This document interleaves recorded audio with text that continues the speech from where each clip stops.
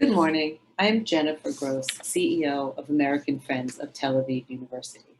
It is my pleasure to welcome you to today's webinar, The Road to Preventing Parkinson's Disease. Tel Aviv University is an internationally recognized center of excellence in Parkinson's research. In 2018, the university established the Ophzian Family Center for the Prevention and Treatment of Parkinson's Disease. The center's mission is to deepen the understanding of and develop novel treatments for Parkinson's disease and other neurodegenerative diseases. Leading today's webinar are the co-directors of the Ophzian Family Center, Professor Karen B. Avraham and Professor Nir Giladi. Professor Avraham is the Vice Dean of the Sackler Faculty of Medicine and the Segal School of Neuroscience.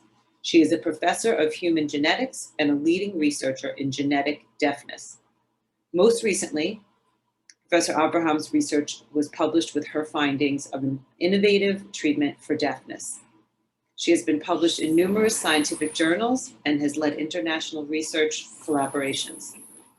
Professor Nir Giladi is a professor of neurology at the Sackler Faculty of Medicine, chairman of the Neurological Institute at Tel Aviv Medical Center, as well as the co-chair of the Ophzian Center for the Prevention and Treatment of Parkinson's Disease. He is a renowned leader in the field of movement disorders. His research focuses on neurofeedback as a potential new treatment for Parkinson's, tremors, characterization of sleep patterns among Parkinson's patients, and their relationship to neural activity during motor learning. Under their direction, as co-chairs of the Ophzian Family Center for the Prevention and Treatment of Parkinson's Disease, over 25 senior Tel Aviv University scientists and their teams investigate the molecular, genetic, physiological, and behavioral elements of Parkinson's disease. Many work closely with their counterparts at leading international research institutions, including the NIH and the Michael J. Fox Foundation. It is now my pleasure to welcome Professor Avraham and Professor Giladi. Jennifer, thank you so much. I'm excited and honored to take part in this webinar today. First and foremost, I want to tell you about Alan Ophzian. Alan was a devoted member of the Tel Aviv University family for over 30 years. And it's his insight and vision, along with his family, the Ophzian family, that started the center, contributed to Tel Aviv University, and made this dream that we have really possible, and you'll hear more about it in the next hour. I met Alan years ago. We were together on a number of committees, and when his family came to us and said that they were interested in talking about promoting research for Parkinson's disease at Tel Aviv University, Professor Ehud Grossman, who is the Dean of the Faculty of Medicine at Tel Aviv University, introduced us to Professor Giladi. I had heard of Nir. I knew he was extremely active at the university, but I hadn't really known much about what he was doing. I'm in a completely different field, as you heard from Jennifer. And I have to say that that evening, and the shidduch, I'll call it, happened within 24 hours, and that meeting was really magical. Both Alan, both Nir hit it off beautifully within minutes, and we laid out a plan that evening with the members of the family of how we saw this Ophzian Family Center for the Prevention and Treatment of Parkinson's disease, really how it was going to play out. Very sadly, we lost Alan about a year ago, a little less than a year ago, and it's been very difficult because he really was the vision and the drive, but we're extremely fortunate that his family, his children, his grandchildren are carrying on the vision and the insight that he had to continue.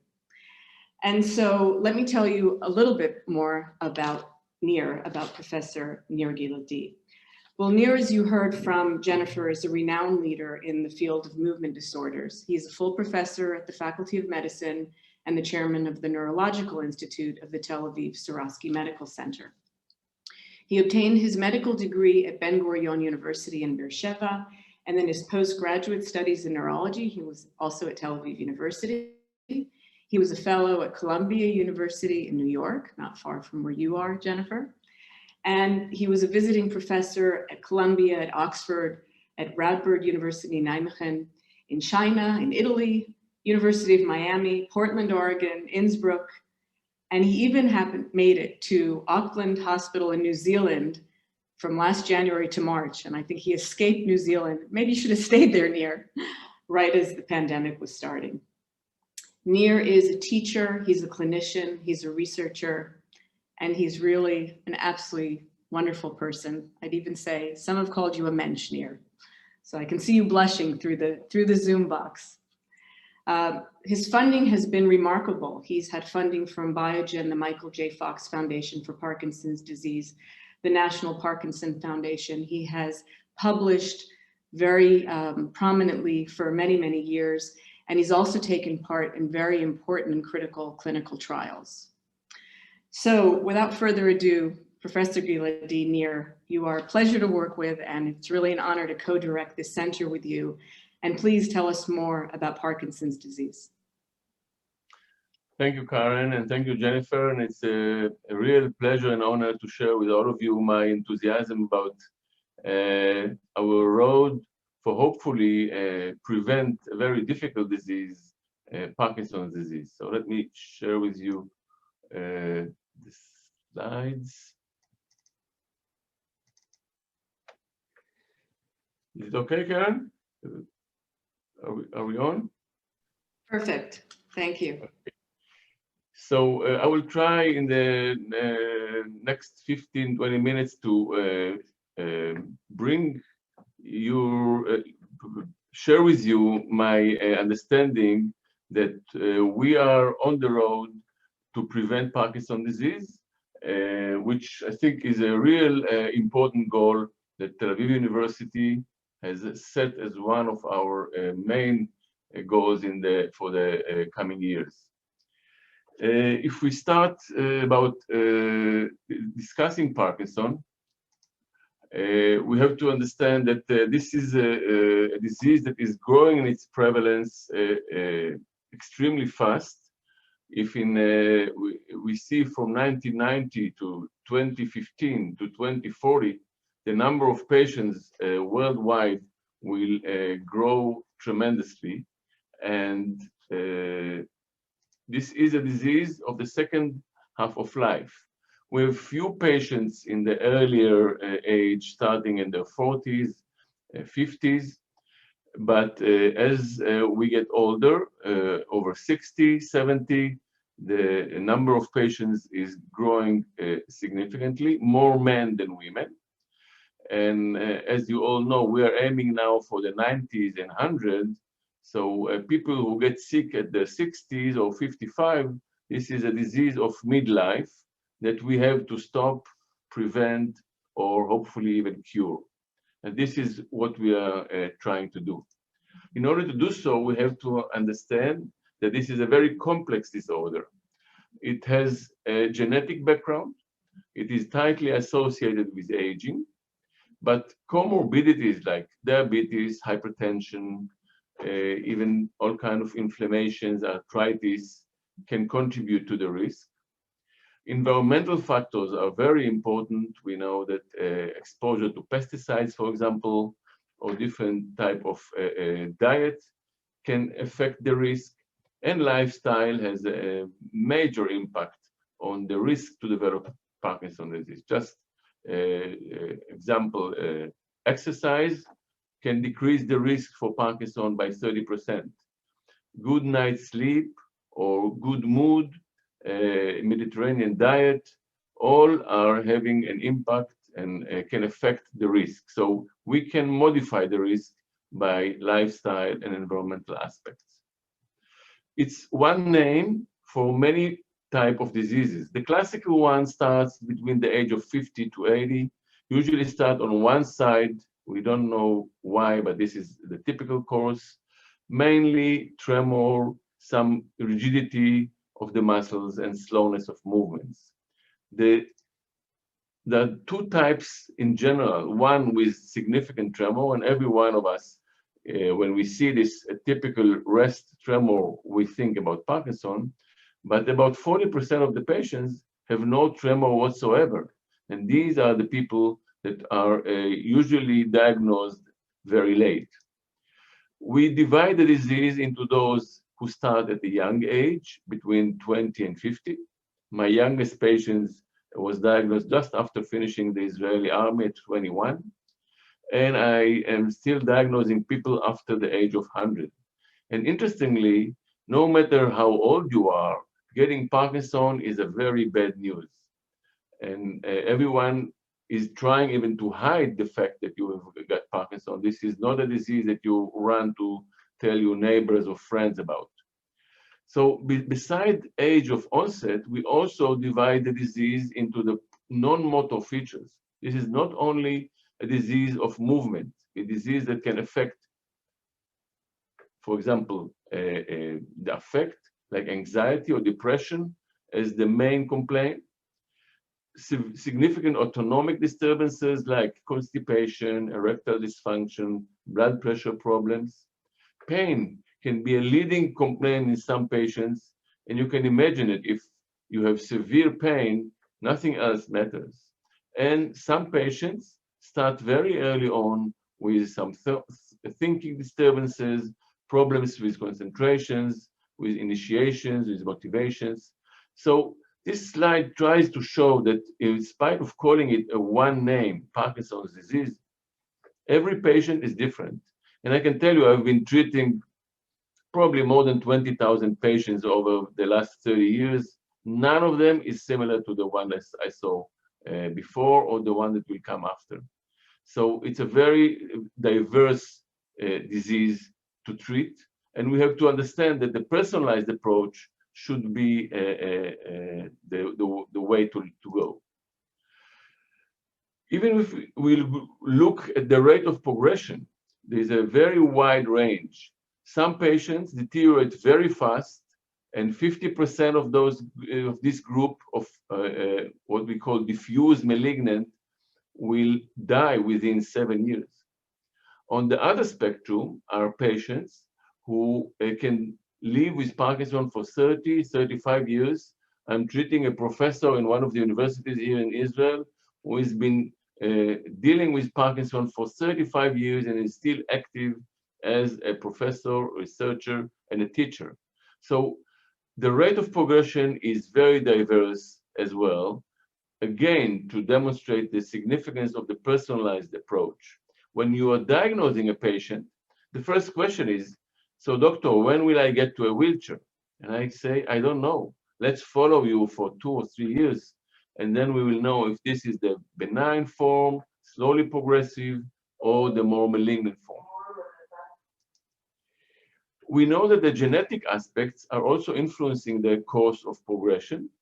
And this is just to demonstrate that one of the genetic changes that are more frequent among the Ashkenazi Jews in the gene called LARC2. If you have this LARC2 mutation, the disease is much more benign. The course is slower and cognitive changes appear much later. So the type of gene one carries is affecting the risk for rate of progression. Discussing the genetics, I think, is at the core of our understanding and preventing Parkinson's disease. All of us have many, many genes. Some of the genes decrease the risk of developing Parkinson, and we've been spending a lot of time here in Tel Aviv University detecting those genes and those variants who can decrease the risk significantly, because we think that if we will understand those genes that are protecting from a disease, then we can develop drugs that are using the same protein and hopefully prevent the disease. And we have a list of genes and variants that we know are decreasing significantly the risk. We recently published here about PARC16, one of the genes. This variant is decreasing the risk for Parkinson to 1/10 of the rest of the population. So we believe this kind of observations can lead to future treatments that can prevent the disease. At the same time, there are many genes that can increase the risk And there are more than 100 genes that we know can contribute to the risk. And at the end of the day, if you are a patient or a subject at risk, depends on what are your genes, what are the mutations that you are carrying, and we are now developing a score that can tell a person what is your risk to develop a disease, and not only if you will be a patient or not, but what or when the disease will start bringing some symptoms. Discussing symptoms, we have really realized over the past decade that Parkinson starts between 10 to 20 years before we diagnose it. There's a very long period when there is a progressive degeneration. The brain is deteriorating in function, decreasing number of cells, number of synapses, and some symptoms appear, but they are non-specific, mild, and not enough to make a diagnosis. So sometimes 20 years after the disease has started, we are able to diagnose the disease. In order to prevent Parkinson, it's clear by looking at this graph that you have to go years before you are diagnosing Parkinson in order to treat and prevent. And this is our aim, to understand the course at the pre-diagnosis phase, what we call prodromal phase, or even the preclinical phase. And there are all kinds of signs and symptoms that can be used for that. Just to give you the example, risk markers as age, being a male gender, positive family history, or a genetic mutation that I have discussed before. There are many early markers, or what we call prodromal markers, that many of us have. They are not enough to make the diagnosis. For example, decreased sense of smell, hyposmia, or depression, erectile dysfunction, constipation, mild slowness, and the most significant and interesting one is abnormalities in sleep, what is called REM, sleep behavioral disorder. All of us, when we sleep, we dream. While we dream, we are usually paralyzed. This is a protection effect that in order not to acting out our dreams. If one loses this protection and start acting out the dreams, this is a very significant risk factor or risk marker for future developing of Parkinson. So we have markers, we can now detect people at risk, and as a result, we have built the Parkinson pyramid. Population at risk are those who have the mutation or have been exposed to pesticides, have some sleep abnormalities or decreased sense of smell. If we go to those people and follow them up, we can detect, for example, by tapping the spinal fluid, some biological markers. We can use imaging and detect changes in the brain years before any symptoms appear. And as I said, 10 to 20 years after the disease has started, we are diagnosing the disease. So it's a very long period where we can detect, we can first mark the people at risk, detect, and hopefully treat. I will show you later that in Israel, and mainly among the Ashkenazim, we have huge population at risk that are ideal for preventing Parkinson in the future. What is Parkinson in terms of the brain is also a very interesting knowledge that has been gained over the past 10 to 20 years. It is related to a protein called synuclein that is aggregated at the brain stem and slowly goes over throughout the brain stem to the entire brain. We are diagnosing Parkinson only at stage 3, when these areas are affected. It's 10 to 20 years of slowly progression course where the synuclein is aggregating slowly throughout the brainstem before we are making the diagnosis. The entire course of disease is 20 to 40 years. a very long period where we can intervene and hopefully stop the progression and later preventing. The most interesting knowledge that has been gained recently is that Parkinson doesn't usually start at the brain. It starts throughout the body, mainly in the gut, or sometimes in other areas like the skin. And this synuclein, that protein that I've discussed, is slowly going from the gut through the nerves, a specific nerve called the vagal nerve, from the gut to the brain. If the vagal nerve is cut, for example, as treating a peptic ulcer, it decreases the risk for Parkinson. So in Tel Aviv University, several groups have been focusing on detecting the signs of Parkinson's disease, not in the brain, but years before, either in the gut, in the skin, in the salivary gland.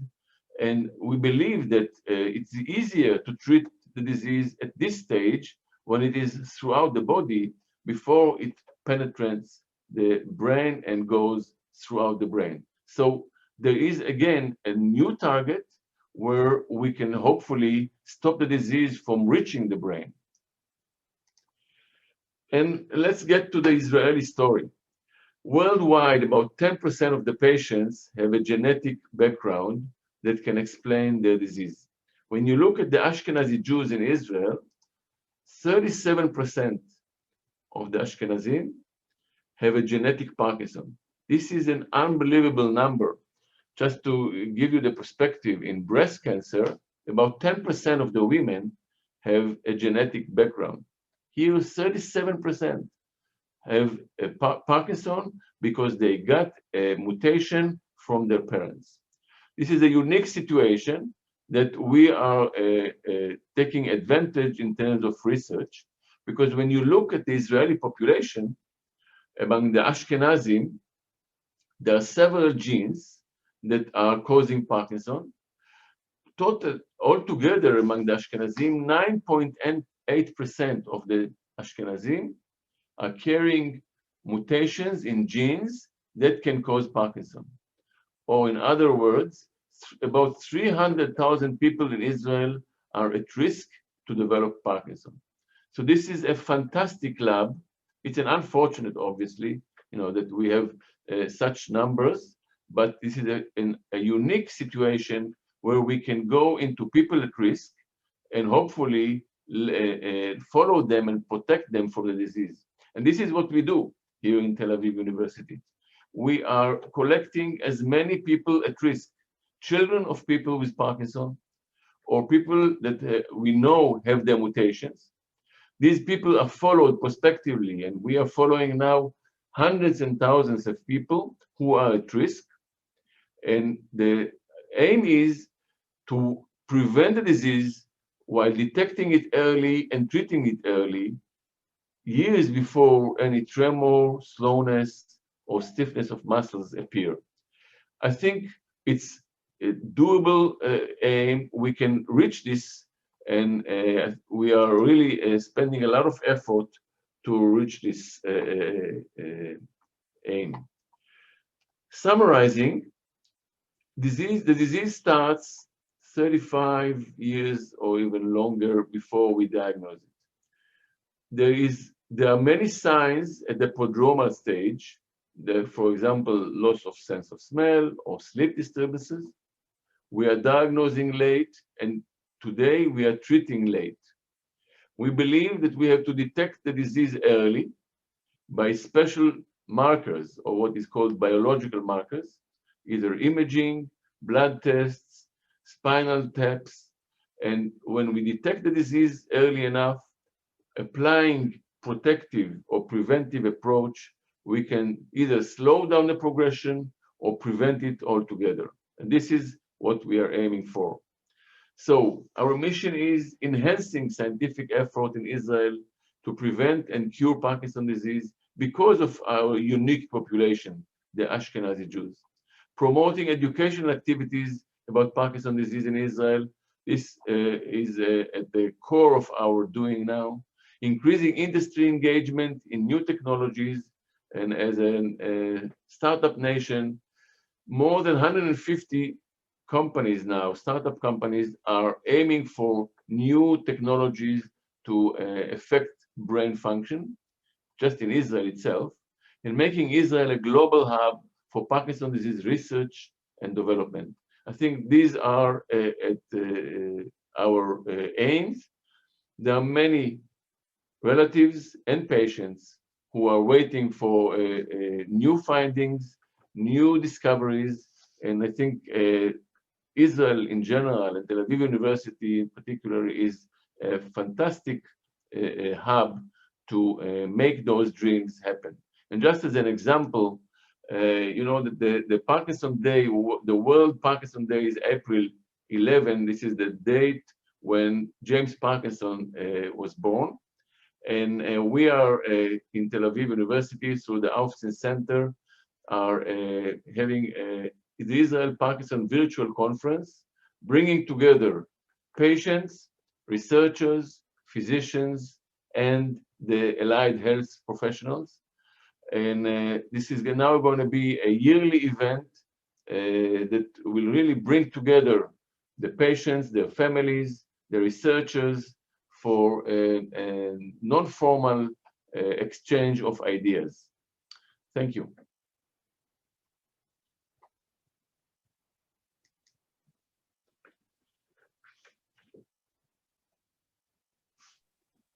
Nir, thank you so much. That was extremely informative. And I'd like to let everyone in the audience know that we also have a website at Tel Aviv University for the Aufzin Family Center. And there's a lot of information that's updated there constantly, including some good clips of Nir giving talks, including in Hebrew. So Nir, I have so many questions, and I wish we were in a room together and we could talk face to face, but we'll do it through these boxes. And just to say that we had actually originally planned that April 11th day, it was going to be in Small Arts on campus at Tel Aviv. So let's hope that in 2022, we'll be able to do that. We'll settle for virtual this time.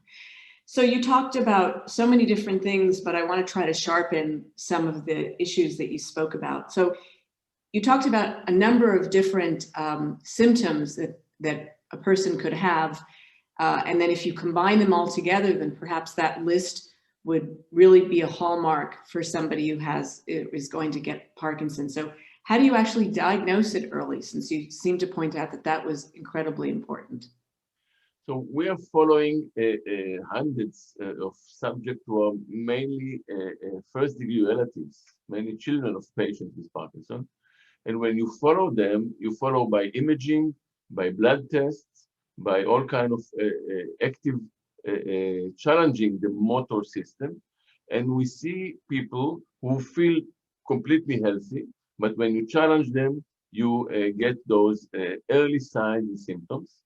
At the moment, we are only suggesting how to modify their lifestyle, which, as I said, is significantly affecting the risk. But hopefully in the future, we will be able to give them immunization, a new vaccine or a new drug or interventions that will protect them from further progression. So you've taken part in a number of clinical trials, and actually I think that you mentioned earlier, to me at least, that there's two clinical trials that failed recently. So tell us about your perspective, optimism about where we're going in terms of particularly finding drugs that can modify the risk to develop Parkinson's. So I think like in oncology and cancer research, we are now realizing that in order to prevent or cure Parkinson's disease, we have to diagnose it early and treat it much earlier than what we do now. Nowadays, for example, the trial by Sanofi that has failed last week, it's an enzyme replacement therapy that I chaired the steering committee, the global steering committee. We took patients who are already on treatment. And it looks like when you give this kind of a drug in a relatively late stage, the chance to really slow down or protect from further progression is not that high. The idea is to go to people at risk, detect those who have mild, even asymptomatic phase or prodromal phase, and treat them then, either by immune therapy or enzyme replacement therapy or small molecules. There are over 50 different technologies that have been tested clinically in phase 1 or 2 in Parkinson in 2020. So many companies are developing all kinds of interventions, from genetic to immune to small molecules, that are aiming specifically for slowing down or preventing the progression of Parkinson's disease. Now, you know, I'm a geneticist, so I can't resist asking a genetics question. So you talked about particularly prominent genes that have mutations in them in the Ashkenazi Jewish population. But we know that Parkinson's occurs in the non-Ashkenazi Jewish population as well as in the rest of the world. We're only a very small part of the world. So I have, my question is twofold. One of them is, are the mutations in the Ashkenazi Jewish population, are they what we call founder mutations, that they started a long time ago in a few people and then continued through the generations? And then the second question, so what's the basis of Parkinson's in the rest of the world? Are there less genetic aspects to it, or it's just different genes that we're not studying because it's not as cohesive a community? So as far as we know about the Ashkenazim, it's a founder mutation. Probably happens somewhere in Spain in the 5th, 6th century. And because the Ashkenazim lived together and intermarriages was part of their lifestyle in Poland and the Ashkenaz area, the mutations have really become extremely frequent, up to almost 10% of the population. This is why we believe the Ashkenazim is a fantastic group of people to understand Parkinson and understand how to detect it early and protect from Parkinson. But there are many studies who have shown that what we see among the Ashkenazim is reflecting the general or the entire world, and drugs that will affect Ashkenazim will also affect the general population. We are going more and more into the personalized approach, so people are now recruiting into clinical trials if they have specific mutation. Like again, in the oncology world, you get specific drug for the type of mutations of your tumor. We believe that the future of Parkinson will be personalized, and people will get specific drugs according to the cause of their disease. So we definitely believe that the Ashkenazim are reflecting the general world. But just to put it into perspective, there are more than 100 genes that have been shown to contribute to the risk for Parkinson worldwide. Among the Ashkenazim, we are talking about 2 genes, the LRRK2 and the GBA. Can you tell us about the new drugs that are now in development to slow down the development of Parkinson? So the new drugs are in different areas. One very interesting area that is now picking up is the genetic therapy. Either, for example, we have been injecting into the spinal fluid here in Tel Aviv, ASO, which is a type of molecule that has been shown to stop the production of the abnormal protein. There are other small molecules that are affecting the way the cells are degenerating. Enzyme replacement therapy was the basis for the big trial by Sanofi Genzyme. And a recent study by Biogen, which was antibodies against synuclein, we were part of this huge study that on a monthly basis, patients came to get antibodies.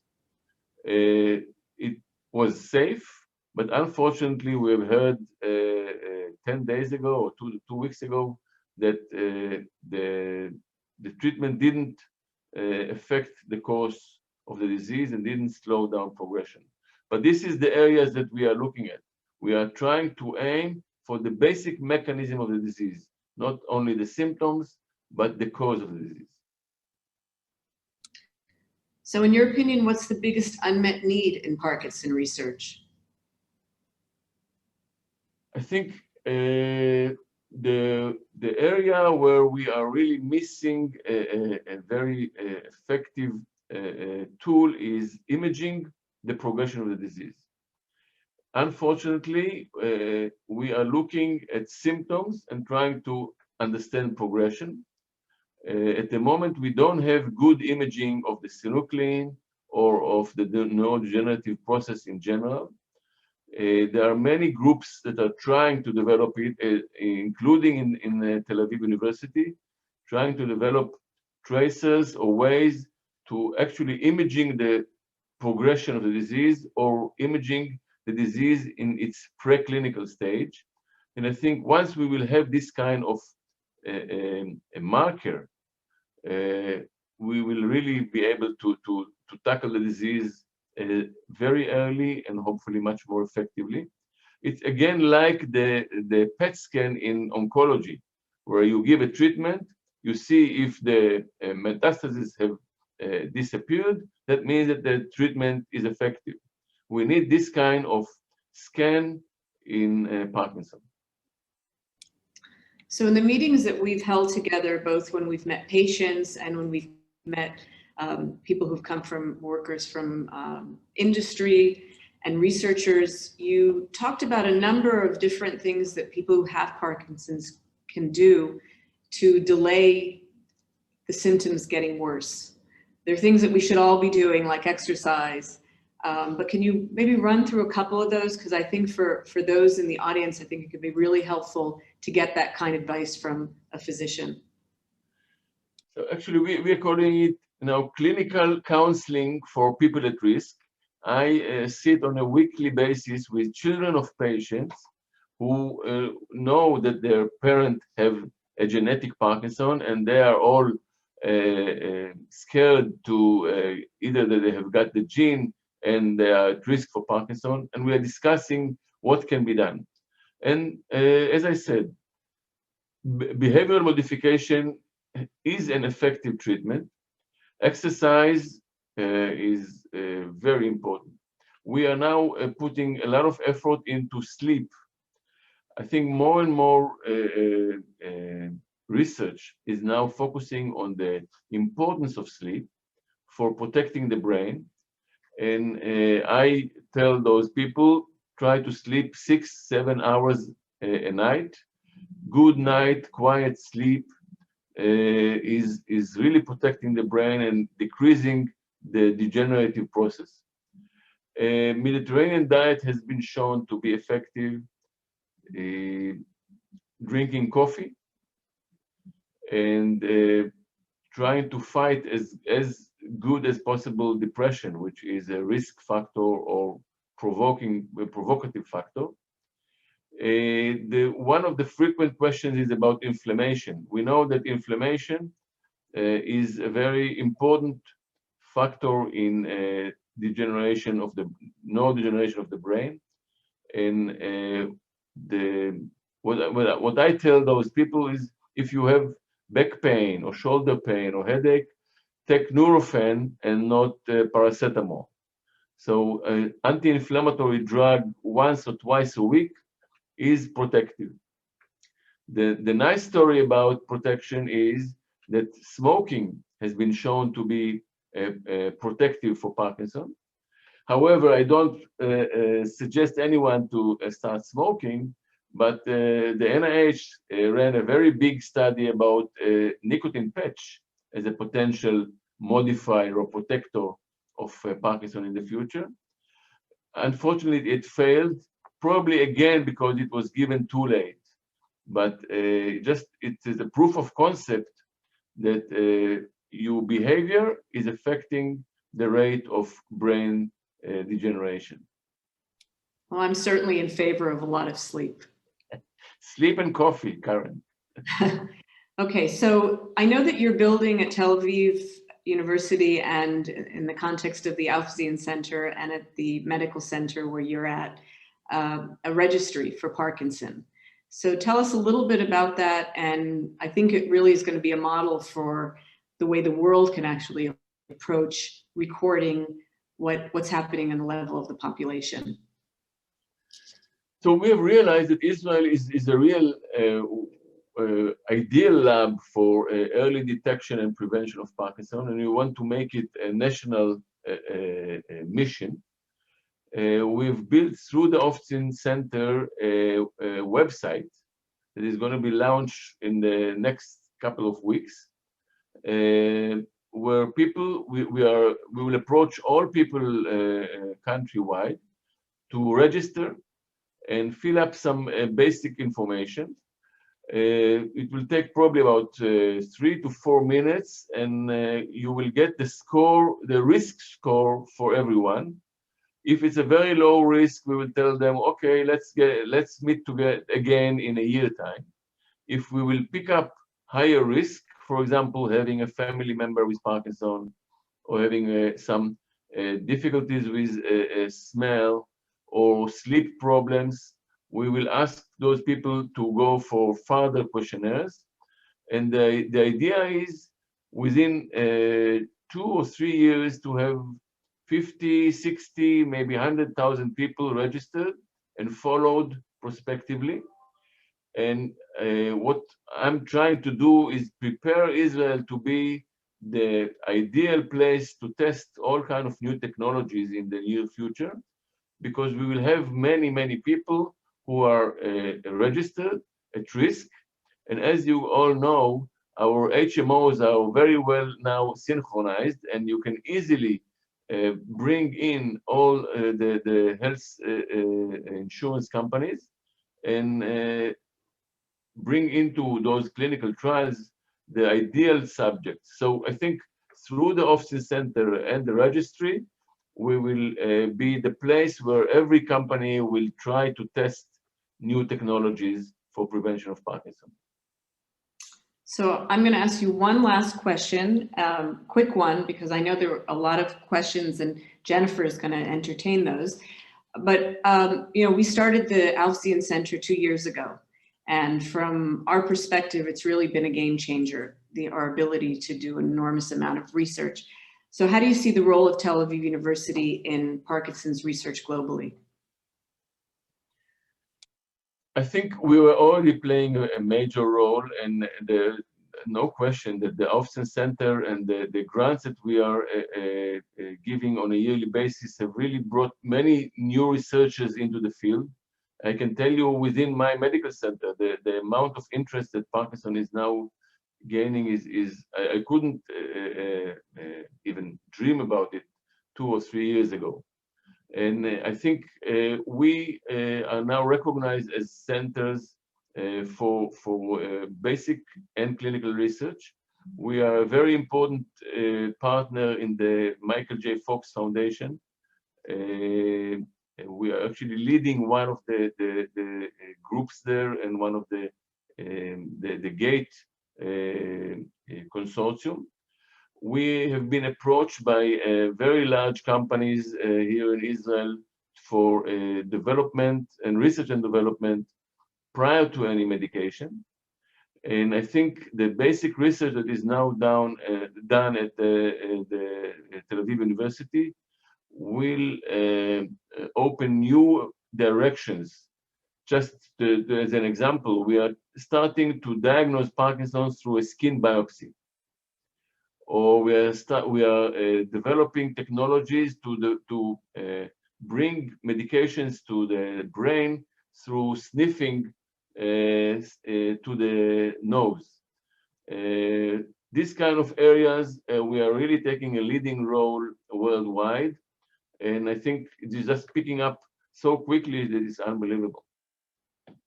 Well, it's certainly been a tremendous honor for me to be part of this story and to work with you and all the other researchers and physicians and health professionals that are involved in the center. And also, I think I should say the same, that you have been the leading role, and everything that is happening is only because of you. We're just following you. Thank you, Nir. I appreciate that. Okay, so now I'm going to turn over the stage to Jennifer because there's a lot of questions from the audience and she's going to take over. Thank you so much, Karen. Nir, as Karen said, we do have a lot of questions, so I'm going to try to batch a few together and get to as many as we can. There's a question about if someone is at high risk, if there's an available test they can take. In addition, can you just, if someone is detected early on, if there are treatments? So test for someone who suspect that they're at high risk, and then treatments they can have early on. So people at risk, I think the best way to contribute to the field is by joining a prospective cohort of subjects who are followed scientifically. The Michael J. Fox is now running a very big project in the US, where we are one of the few centers out of the US. And those people are followed, and I think the information that is gathered there is extremely important. People who feel that they might have early symptoms, there is no drug that is now that should be given now as early as possible that will change the course if you give it earlier than later. The only intervention that has been shown to affect the course of progression is exercise. So people who come to me with an abnormal sense of smell or with constipation and have a parent with Parkinson, and some of them know that they are carrying the mutation that can cause Parkinson, those people I recommend to go into routine exercise on 5 days a week, about 300 minutes a week. This is my prescription.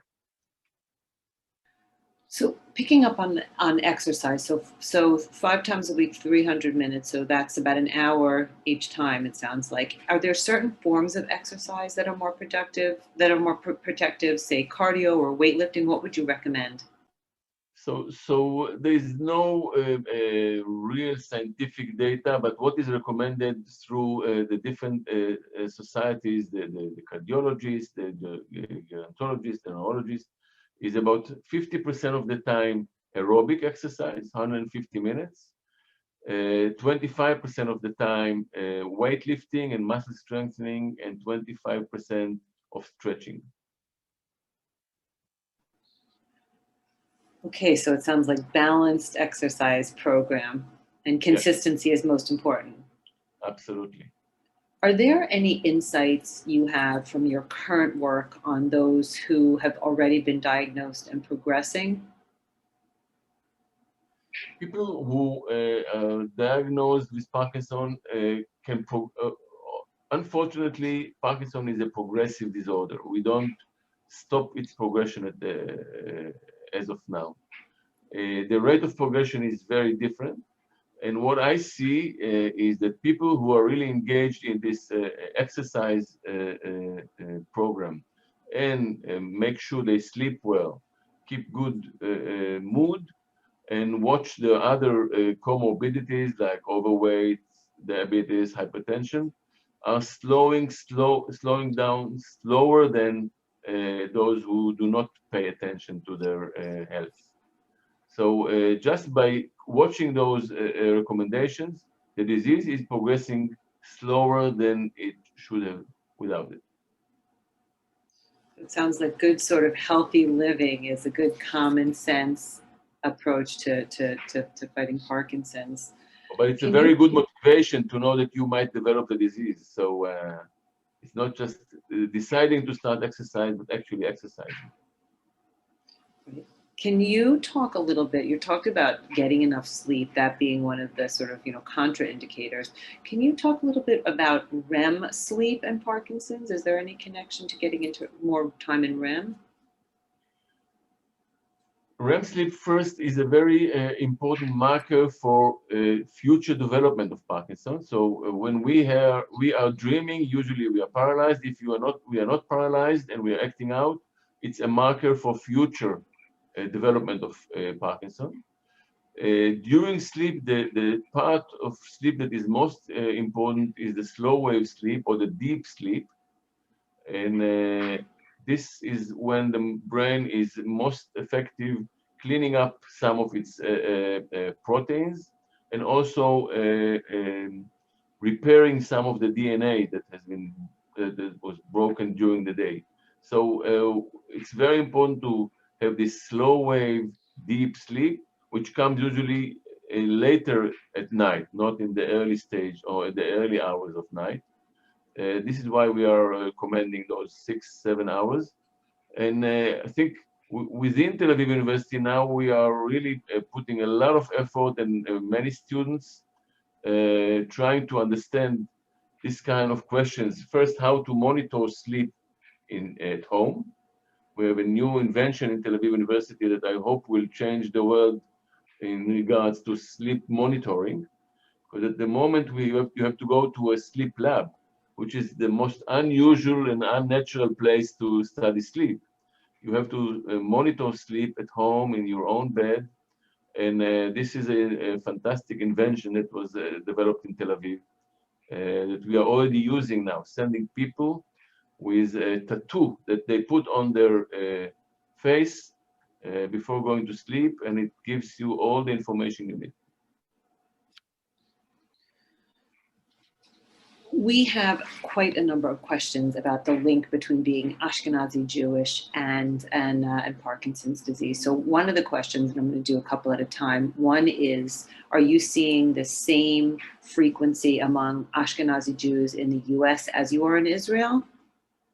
Yes, as far as we know, and we had a consortium with Beit Israel and Columbia University and us in Tel Aviv, and very similar course and the same numbers, yes. If someone is half Sephardic and half Ashkenazic, is that protective, not being fully Ashkenazic? Have you seen anything that would give you information about that? First, it's highly recommended to dilute the genes. And obviously, the Ashkenazim have the genes that can increase the risk, but also we have discovered quite a few genes that are protecting from Parkinson and decreasing the risk. So the mixture has probably an advantage, but we are not sure exactly what is contributing more.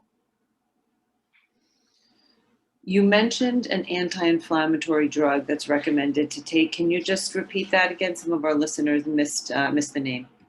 The non-steroidal anti-inflammatory drugs in general, ibuprofen, has been shown to, if it's used once or twice a week, it is by itself decreasing the risk quite significantly. So we don't tell people to take it on a routine basis, but if you need something as a painkiller, this is recommended. Ibuprofen, okay. Yeah. And for all of the coffee fans out there, we were all very happy to hear that coffee is beneficial as a contraindicator. Can you tell a little bit about that? What is it about coffee, and are there other things one could eat or drink that also are helpful in preventing? As far as we know, the caffeine by itself has an effect, a protective effect through activating specific intracellular pathways. The question that usually comes is, how much coffee should I drink? And I tell people to drink 3 to 4 cups of coffee a day. It hasn't been tested formally, that some people took 1 cup a day and others 10 cups a day.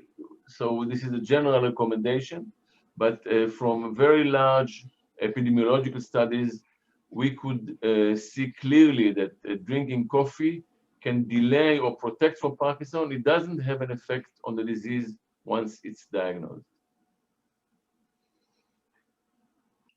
Thank you. Is there any newsletter or any sort of one area people can come to get information about Parkinson's research?